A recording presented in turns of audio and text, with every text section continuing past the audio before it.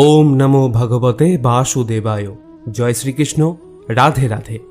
শ্রীমদ্ ভগবত গীতা এমন একমাত্র গ্রন্থ যা মানুষকে বেঁচে থাকার জন্য সঠিক দিশা দেখায়।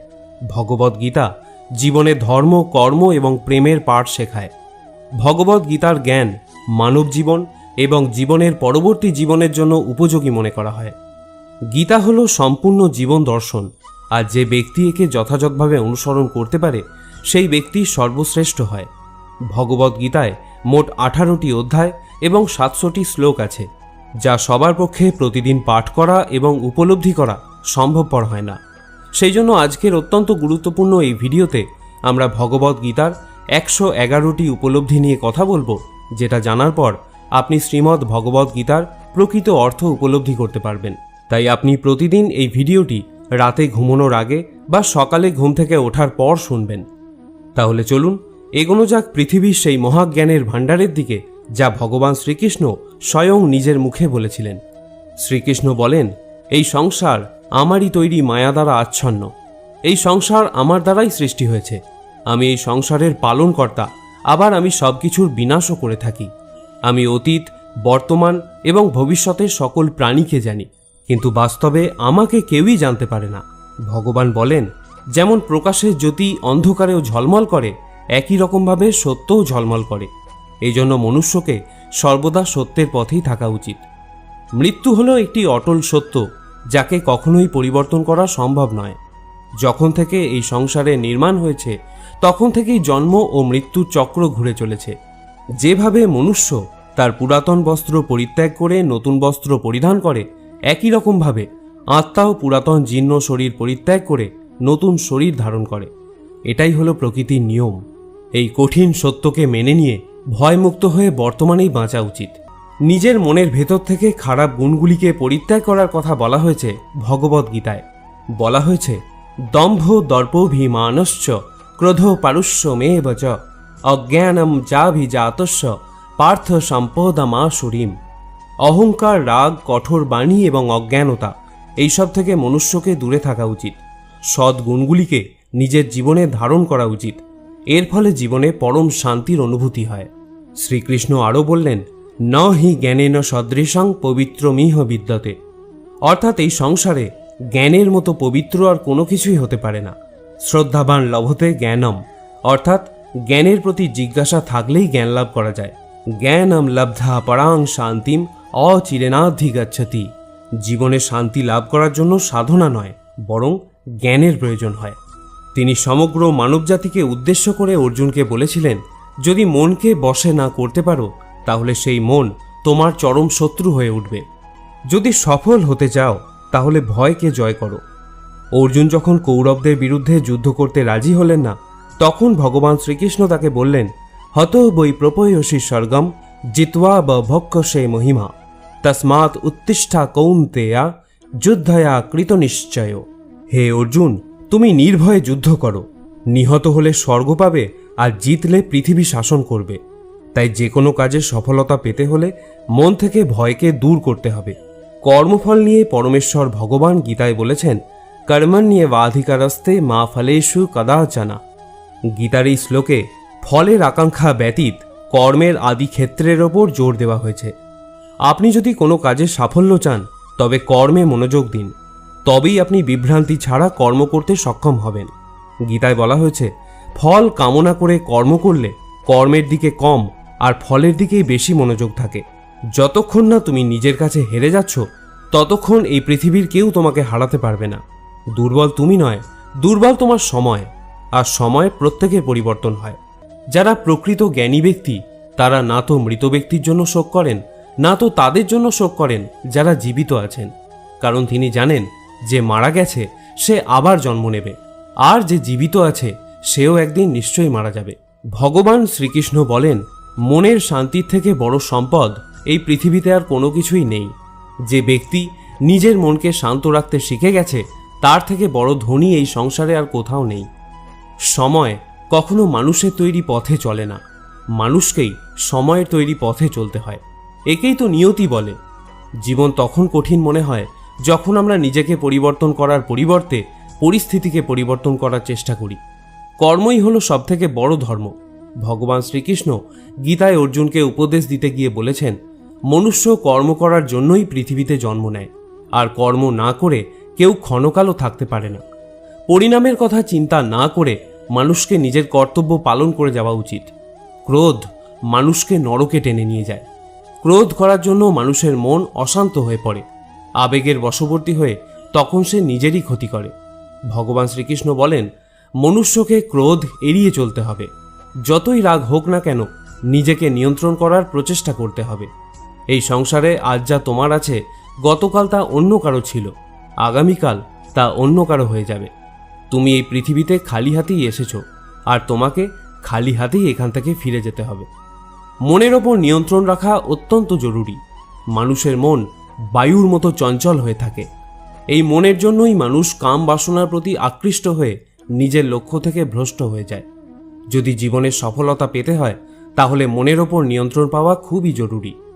মনকে নিজের বশে করতে পারলে মস্তিষ্কের শক্তি কেন্দ্রীভূত হয় এবং তার জন্য কাজে সফলতা পাওয়ার সম্ভাবনা বৃদ্ধি পায়। গীতা আমাদের শেখায়, যে ব্যক্তি নিজের মনের ওপর নিয়ন্ত্রণ লাভ করেছে, তার মনে অপ্রয়োজনীয় চিন্তাভাবনা এবং কামনা বাসনা প্রবেশ করতে পারে না। সে অকারণ ইচ্ছা থেকেও নিজেকে দূরে রাখতে পারে, আর তার সাথে ব্যক্তি নিজের লক্ষ্যকেও খুব সহজেই জয় করে নিতে পারে। সদা সন্দেহকারী ব্যক্তি না তো এই জীবনে শান্তি পায়, না তো অন্য জীবনে। আর সেজন্যই তুমি সন্দেহের প্রবণতা থেকে দূরে থাকো। অধিক সন্দেহ করলে মনের সমস্ত শান্তি নষ্ট হয়ে যায়, আর ব্যক্তি ভ্রমের বশবর্তী হয়ে আপনজনদের সঙ্গে সব সম্পর্ক নষ্ট করে ফেলে। শরীরের সৌন্দর্য মনকে আকর্ষিত করে, কিন্তু স্বভাবের সৌন্দর্য হৃদয়কে আকর্ষণ করে। সেই জন্যই মনুষ্যের স্বভাব সর্বদা নির্মল হওয়া উচিত। কে কি করছে, কেন করছে এবং কিভাবে করছে, এসব থেকে যত দূরে থাকবে, ততই তুমি সুখে থাকবে। জীবনে আমরা কতটা ঠিক এবং কতটা ভুল, এটা মাত্র দুজনই জানে।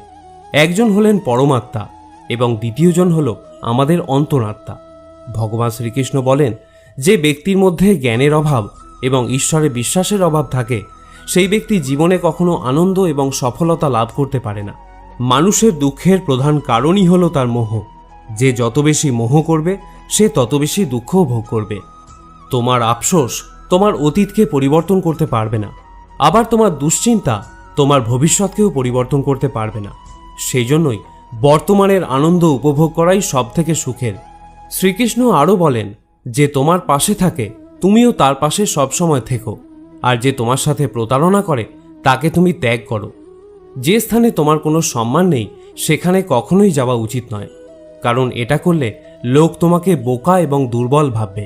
ক্রোধোদ্ভবতি সম্মোহ, স্মৃতিভ্রংশ বুদ্ধির নাশ, বুদ্ধি নাশত্ব প্রাণস্বতী। গীতার এই শ্লোকটি বলে, যে কোনো কাজের সাফল্যের জন্য মনের প্রশান্তির প্রয়োজন হয়। ভগবান শ্রীকৃষ্ণ বলেন, রাগ বুদ্ধিকে ধ্বংস করে ব্যক্তিকে মূর্খ করে তোলে। একজন মূর্খ ব্যক্তি নিজেকে ধ্বংস করে। এমতাবস্থায় যে কোনো কাজের সফলতার জন্য ক্রোধ ত্যাগ করা অতি আবশ্যক। যে কখনো জীবনের সংকটে পড়েনি, সে কখনো নিজের শক্তির সম্পর্কে জানতে পারে না। যে অন্যের দুঃখকে অনুভব করতে পারে, যার মনে দয়া আছে, যারা মন থেকে শুদ্ধ, সে এই পৃথিবীর জন্ম মৃত্যু চক্র থেকে মুক্ত হয়ে যায়। ভগবদ গীতার একটি বড় শিক্ষা হলো এই, যে কাউকে কিছু দিয়ে কখনো অহংকার করা উচিত নয়। কে বলতে পারে তুমি তাকে সেটা দিচ্ছ নাকি পূর্বজন্মের ঋণ পরিশোধ করছো? যেসব ব্যক্তিরা অহংকারী হয়, তাদের বংশ, বৈভব এবং প্রতিষ্ঠা তিনটেই চলে যায়। যদি বিশ্বাস না হয়, তাহলে রাবণ, কৌরব এবং কংসকে দেখো, যারা অতিরিক্ত অহংকারের কারণে নিজেদেরকেই ধ্বংস করেছিল। যদি কাউকে বিশ্বাস করতে হয়, তাহলে তার কথায় নয়, তার ব্যবহার দেখো। অতিরিক্ত রাগের সময় কিছুটা চুপ থাকলে এবং ভুলের সময় কিছুটা মাথা নত করলে জীবন আরও সহজ হয়ে ওঠে। ভগবান বলেন, যে ব্যক্তি আমাকে জেনে যায়, সে এই কষ্টে ভরা পৃথিবীর জন্মমৃত্যুর চক্র থেকে মুক্তি পেয়ে যায়। যে ব্যক্তি ভগবদ গীতা পড়ে এবং তাকে অনুসরণ করে, তার জীবন থেকে সমস্ত দুষ্কর্মের প্রভাব নষ্ট হয়ে যায়। যা তোমার ভাগ্যে আছে তা দৌড়ে তোমার কাছে আসবে, আর যা তোমার ভাগ্যে নেই তা এসেও আবার চলে যাবে।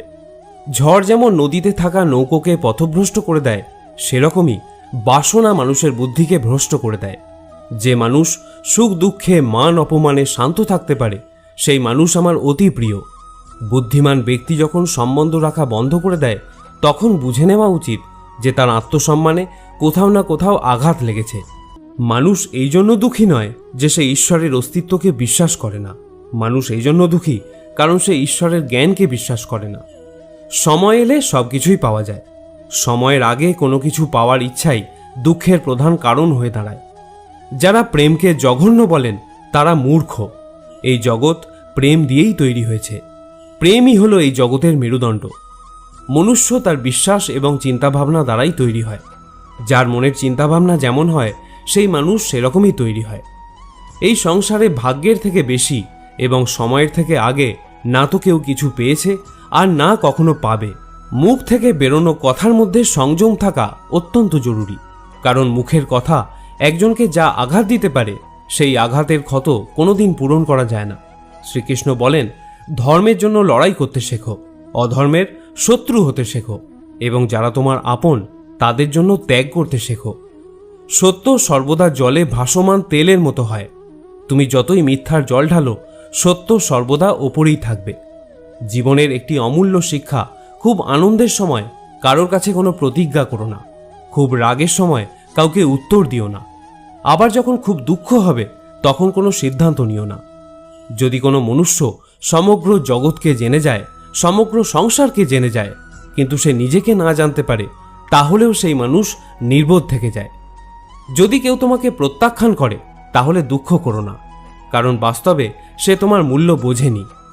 যে সম্পর্ক তোমাকে কাঁদিয়ে দেয় সেই সম্পর্কে থেকে গভীর সম্পর্ক আর কোনো কিছুই হয় না, আর যে সম্পর্ক তোমাকে কাঁদার জন্য ছেড়ে দেয় তার থেকে দুর্বল আর কোনো সম্পর্ক হয় না। সর্বদা শান্ত থাকতে শেখো, তাহলেই তুমি নিজেকে মজবুত অনুভব করবে। উত্তপ্ত লোহাকে গরম অবস্থায় যে কোনো রূপে পরিবর্তন করা যায়, কিন্তু ঠান্ডা হয়ে গেলে সেই লোহাই অনেক বেশি মজবুত হয়ে যায়। একজন জ্ঞানী ব্যক্তি হলো সেই যে অন্যকে দেখে এবং তার থেকে শিক্ষা লাভ করে, কিন্তু তাকে কখনো ঈর্ষা করে না। এই পৃথিবীতে কেউ কারোর আপন হয় না। মৃতদেহকে শ্মশানে নিয়ে যাওয়ার পর আপনজনরাই জিজ্ঞাসা করে আর কতক্ষণ সময় লাগবে। জীবনে দুঃখ পাওয়াও জরুরি, না হলে সুখের গুরুত্ব অনুভব করা যায় না। এই পৃথিবীতে একমাত্র মাতা এবং পিতাই হলেন দুজন ব্যক্তি যারা সর্বদা চান যেন তার সন্তান তাদের থেকে উন্নতি করে। সময়, বন্ধু এবং সম্পর্ক হলো এই তিন জিনিস যা আমরা বিনামূল্যে পাই, কিন্তু এদের মূল্য আমরা তখন বুঝতে পারি যখন কোনো একটি আমাদের জীবন থেকে হারিয়ে যায়। জীবনে কিছু দুঃখ আমাদের এমনও থাকে যা আমাদের বাঁচতে দেয় না, আবার জীবনে কিছু কর্তব্যও এমন থাকে যা আমাদের মরতে দেয় না। তুমি যত ইচ্ছা ভালো কাজ করে নাও, তোমার প্রশংসা একমাত্র শ্মশানেই হবে। যদি তুমি কোনো ব্যক্তিকে একবার ক্ষমা করে দাও তাহলে তুমি জ্ঞানী, যদি দ্বিতীয়বার ক্ষমা করে দাও তাহলে তুমি নরম মনের মানুষ, কিন্তু যদি তুমি সেই ব্যক্তিকে তৃতীয়বারও ক্ষমা করে দাও তাহলে তুমি এই দুনিয়ার সবথেকে বড় মূর্খ। এই জীবনের সবথেকে দামি জিনিস হলো তোমার বর্তমান। যদি এটা একবার হারিয়ে যায়, পুরো দুনিয়ার সম্পত্তি দিয়েও এটাকে তুমি আর ফিরিয়ে আনতে পারবে না। ঈশ্বরের কাছে কোনো কিছু চাওয়ার পর যদি না পাও তাহলে ঈশ্বরের ওপর রাগ করো না, কারণ ঈশ্বর তোমাকে সেটা দেয় না যেটা তোমার ভালো লাগে, ঈশ্বর তোমাকে সেটা দেয় যেটা তোমার জন্য ভালো। প্রেম সর্বদা ক্ষমা চাইতে পছন্দ করে, কিন্তু অহংকার ক্ষমা চাওয়াতে পছন্দ করে। ভগবান শ্রীকৃষ্ণ বলেন, তোমার নাম নয়, কর্মই তোমার আসল পরিচয়। তার কারণ এক নামের হাজার মানুষ আছে, তাদের নাম এক হলেও কর্ম ভিন্ন হয়, আর সেটাই তাদের আসল পরিচয়। হাজারটা ভালো কথার মধ্যেও লোক তোমার খারাপ কথাটাকেই মনে রাখবে, তাই লোক কি বলছে তাতে মনোযোগ দিও না। যতটা সম্ভব নিশ্চুপ থাকাই শ্রেয়, কারণ মানুষের পাপের জন্ম তার মুখের কথা থেকেই প্রথম শুরু হয়। কারোর সাথে ছলনা করা বা ঠকানো হলো একটা ঋণের মতো, যা অন্য কারোর কাছে তোমাকে পরিশোধ করতেই হবে। আজ তুমি একজনকে ঠকাবে, আগামীকাল তার পরিণাম তুমি অন্য কারোর কাছ থেকে অবশ্যই পাবে। যদি তোমার দৃষ্টি সত্যিই ভালো হয় তাহলেই একমাত্র তুমি নিজের দোষ এবং অন্যের গুণগুলিই খুঁজে পাবে। যে সময়ের সাথে স্বভাব পরিবর্তন করে তাকে কখনোই বিশ্বাস করা উচিত নয়। জীবনে কখনো নিজেকে অন্যের সাথে তুলনা করো না। তুমি যেমনই হও সেটাই সর্বশ্রেষ্ঠ। প্রত্যেকেই তাদের জীবন বদলানোর জন্য সময় পায়, কিন্তু সময় বদলানোর জন্য দ্বিতীয় জীবন কেউই পায় না। ভগবান বলেন, যা অবশ্যম্ভাবী তা ঘটবেই, আর যা হবার নয় তা কখনোই হবে না। এরকম বিচার যার মনে থাকে তাকে দুশ্চিন্তা কখনোই পীড়া দেয় না। ভালো উদ্দেশ্য নিয়ে যে কাজ করা হয় তা কখনোই ব্যর্থ হয় না, আর তার ফলও তুমি একদিন নিশ্চয়ই পাবে। জীবনের সবথেকে বড় ভুল হলো সেটাই যেটা থেকে আমরা কিছু শিখতে পারি না। আজ তুমি যে কাজ করছো তার ফল তুমি ভবিষ্যতে নিশ্চিত পাবে, আর আজ তুমি যা পেয়েছো তা তোমারই দ্বারা করা তোমার অতীতের কর্মের ফল। শ্রীকৃষ্ণ বলেন, যে মানুষ শ্রদ্ধা ভক্তির সঙ্গে আমার উপাসনা করে আমি তাকে সেই সব কিছু দিয়ে থাকি যা তার কাছে নেই, আর তার কাছে যা থাকে আমি তা রক্ষাও করি। কাকে কি আর কতটা বলতে হবে যদি তুমি শিখে নাও তাহলে তোমার জীবন সার্থক হয়ে যাবে। যদি জীবনে কখনো সুযোগ পাও তাহলে স্বার্থ ত্যাগ করে সাহায্য করে দিও, কিন্তু কখনোই স্বার্থপর হয়ে এড়িয়ে যেও না।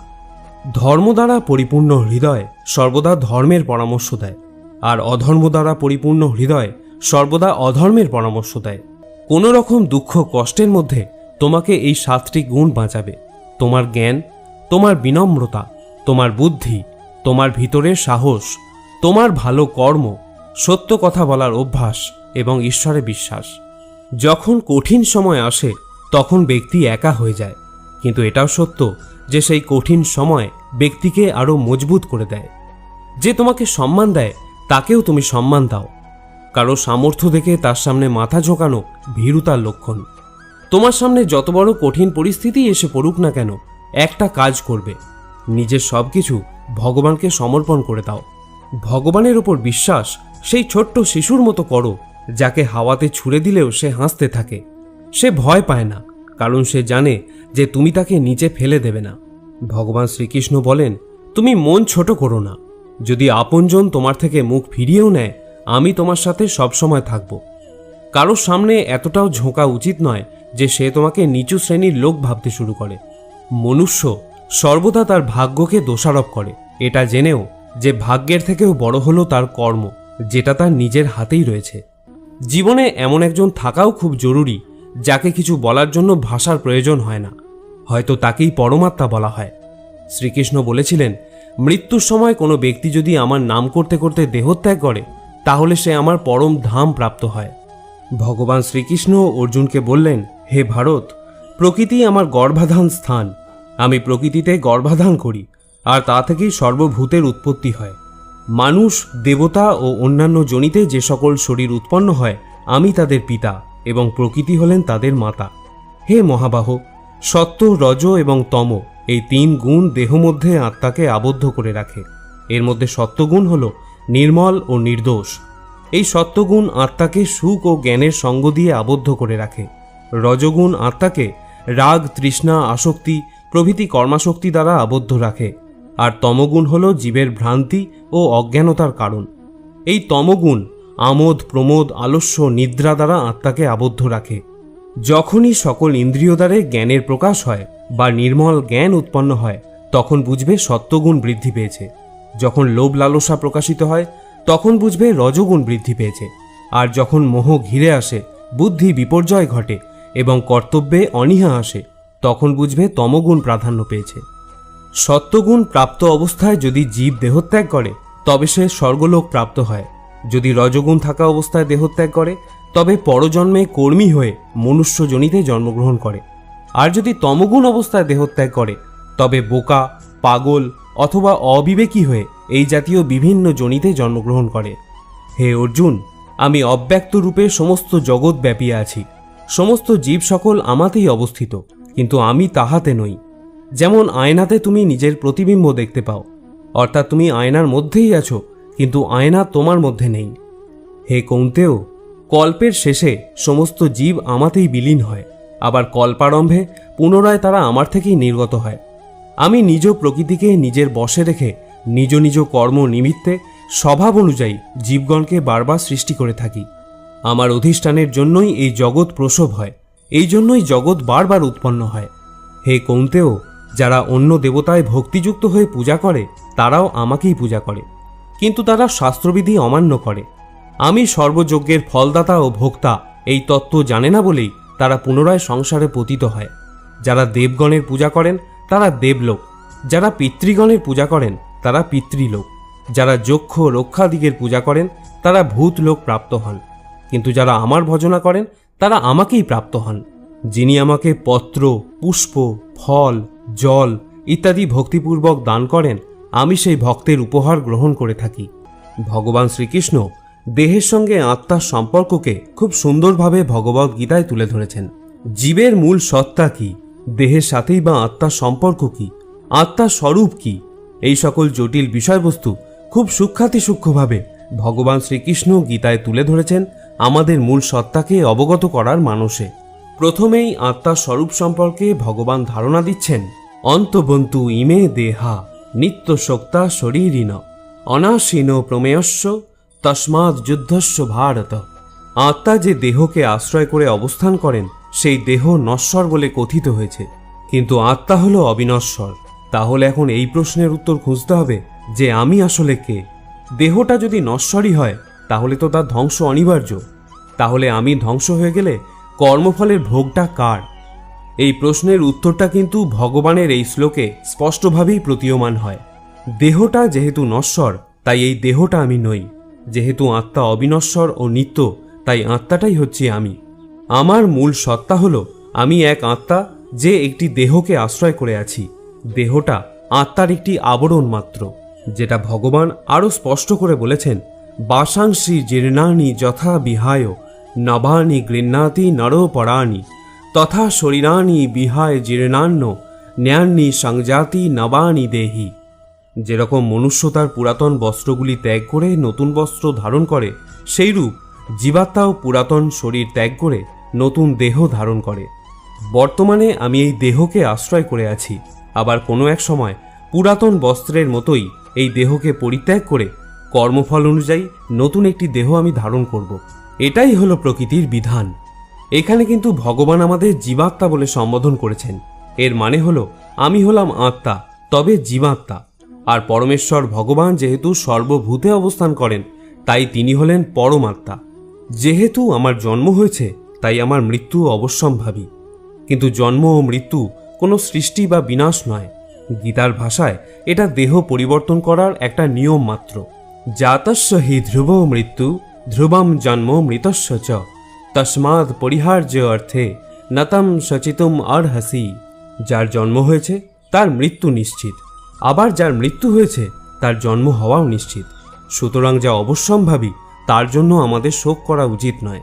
এটি হলো ভগবদ গীতার সবথেকে বড় উপলব্ধি।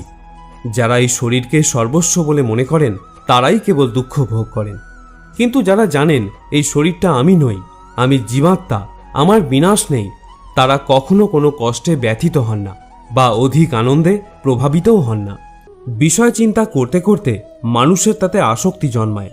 আসক্তি থেকে কামনা, কামনা থেকে ক্রোধ, ক্রোধ থেকে মোহ, মোহ থেকে স্মৃতিভ্রংশ, স্মৃতিভ্রংশ থেকে বুদ্ধিনাশ, আর বুদ্ধিনাশ হলেই বিনাশ ঘটে। কিন্তু যার ইন্দ্রিয় প্রসন্নচিত্ত এবং বুদ্ধি ঈশ্বরে স্থিত তিনি অমৃত লাভ করেন। আর যিনি অযুক্ত, যার চিত্ত ঈশ্বরে সমাহিত নয়, তার আত্মা বিষয়ক বুদ্ধিও হয় না। যার আত্মা বিষয়ক বুদ্ধি চিন্তা নেই তার শান্তিও নেই, আর যার শান্তি নেই তার সুখ কোথায়? আমাদের মন সকল ইন্দ্রিয়কে পরিচালনা করে। যখন ইন্দ্রিয় সকল মনের অধীন এবং প্রজ্ঞাবান, যার ইন্দ্রিয় সকল বিষয় থেকে নিবৃত হয়েছে তার প্রজ্ঞা প্রতিষ্ঠিত হয়েছে বলে জানবে। যেমন নদীর জল সমুদ্রে প্রবেশ করে বিলীন হয়ে যায়, তেমনি আত্মাবান ব্যক্তিতে বিষয় সকল প্রবেশ করলেও তাতে চিত্ত বিক্ষিপ্ত না হয়ে স্থির থাকে। এইরূপ স্থির আত্মাবান ব্যক্তি শান্তি লাভ করে। কিন্তু যিনি ভোগ কামনা করেন তিনি শান্তি পান না। যে ব্যক্তি সমস্ত কামনা ত্যাগ করে নিষ্প্রিয় হয়ে বিচরণ করেন, যিনি মমতাশূন্য এবং অহংকার শূন্য, তিনিই শান্তিপ্রাপ্ত হন। হে পার্থ, এই স্থিতিপ্রজ্ঞ অবস্থাই হল ব্রাহ্মী স্থিতি। এই অবস্থা প্রাপ্ত হলেই জীবের আর মোহ থাকে না। মৃত্যুকালেও এই অবস্থা বিদ্যমান থাকায় তিনি ব্রহ্মে লীন হন, অর্থাৎ তিনি মোক্ষ লাভ করেন। তৃতীয় অধ্যায়ে অর্জুনের প্রশ্নের উত্তরে শ্রী ভগবান কর্মযোগের অবতারণা করেছেন। এখানেও নিষ্কাম কর্মের উপায়রূপে প্রথমে আত্মাতে সন্তুষ্ট আত্মারাম জ্ঞানীর ভাবানুযায়ী ফলাশক্তি বর্জন করে কর্ম করার উপদেশ দিলেন। তারপর অহংকার বর্জিত নির্লিপ্ত বুদ্ধিতে কর্ম করার উপদেশ দিলেন। তিনি বলছেন, ময়ি সর্বাণি কর্মাণি সংন্য সাধ্যাত্ম চেতসা, অর্থাৎ বিবেক বুদ্ধি দ্বারা আমাদের সমস্ত কর্ম সমর্পণ করো। এখানেও শ্রী ভগবান কর্মযোগের সহজ পন্থা স্পষ্ট করে নির্দেশ করে দিচ্ছেন। ঈশ্বরের সমস্ত কর্ম সমর্পণ করতে হবে আমাদের, তাহলে সেই কর্মের ফল আর আমাদের উপর বর্তাবে না। ঈশ্বর তার অনন্ত কৃপাগুণে আমাদের সমস্ত কর্মভোগ কাটিয়ে মোক্ষের অধিকারী করে দেবেন। এরপর 4র্থ অধ্যায়ে ভগবান তার করুণার পরাকাষ্ঠা প্রকাশ করে প্রতিজ্ঞা করছেন, যে যথা মাং প্রপদ্যন্তে তাঙস তথৈব ভজামহম, অর্থাৎ যে যেখানে যেভাবে যে অবস্থায় আমার শরণ নেয় তাকে সেইখানে সেইভাবে সেই অবস্থায় আমি অনুগ্রহ করে থাকি। যে বিষয় কামনা করে তাকে আমি কাম্য বস্তু প্রদান করে থাকি। যে মোক্ষ কামনা করে তাকে আমি মোক্ষ ফল প্রদান করি। যে ভক্তি প্রার্থনা করে তাকে আমি ভক্তি প্রদান করি। আমাদের জীবনের সবথেকে কটু সত্য হলো এটি যে আমরা সর্বদা সুখের জন্য চেষ্টা করি কিন্তু আমরা দুঃখ পাই। আমরা প্রেম কামনা করি কিন্তু আমরা হতাশার সাথে মিলিত হই। আমরা জীবন কামনা করি কিন্তু আমরা জানি যে আমরা প্রত্যেক মুহূর্তে মৃত্যুর দিকে এগিয়ে যাচ্ছি। প্রত্যেক ব্যক্তি সুখ লাভের জন্য ফলপ্রসূ কাজে নিয়োজিত থাকে কিন্তু তৃপ্তি পায় না। পরিবর্তে এই ক্রিয়াকলাপগুলি কেবল দুঃখকে আরও বাড়িয়েই তোলে। ফলে এই পৃথিবীতে কার্যত সবাই অসুখী। কেউ কেউ নিজের শরীর ও মনের দুঃখে ভোগে, অন্যরা তাদের পরিবারের সদস্য এবং আত্মীয়দের দ্বারা যন্ত্রণা প্রাপ্ত হয়। কেউ কেউ ধনসম্পদের অভাব এবং জীবনের প্রয়োজনীয় জিনিসপত্রের ঘাটতিতে ভুগছেন। বস্তুগত মানসিকতার লোকেরা জানে যে তারা অসুখী, কিন্তু তারা মনে করে যে তাদের সামনে থাকা অন্যরা সবাই সুখী এবং তাই তারা বস্তুগত বৃদ্ধির জন্য ছুটতে থাকে। এই অন্ধ সাধনা চলে বহুকাল যাবৎ, তবুও সুখের দেখা নেই। এখন যদি মানুষ এটা বোঝে যে ফলপ্রসূ কাজে লিপ্ত হয়েও কেউ কখনো সুখ অর্জন করতে পারেনি, তাহলে তারা বুঝবে যে তারা যেদিকে ছুটছে তা বৃথা এবং অর্থহীন, এবং তখন তারা আধ্যাত্মিক জীবনের দিকে ফিরতে পারে।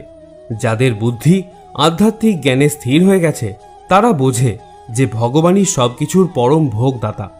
ফলস্বরূপ তারা তাদের কর্মের ফলের প্রতি আসক্তি পরিত্যাগ করে, তার কাছে সমস্ত কিছু নিবেদন করে এবং তার করুণা হিসাবে যা আসে তা নির্মলভাবে গ্রহণ করে। এটি করার ফলে তাদের কর্মগুলি কর্মিক প্রতিক্রিয়া থেকে মুক্ত হয়ে যায়, যা একজনকে জীবন ও মৃত্যুর চক্রে আবদ্ধ করে। শ্রোতা বন্ধুরা, আমি আশা করব ভগবত ভক্তির এই কথাগুলি আপনার ভালো লেগে থাকবে।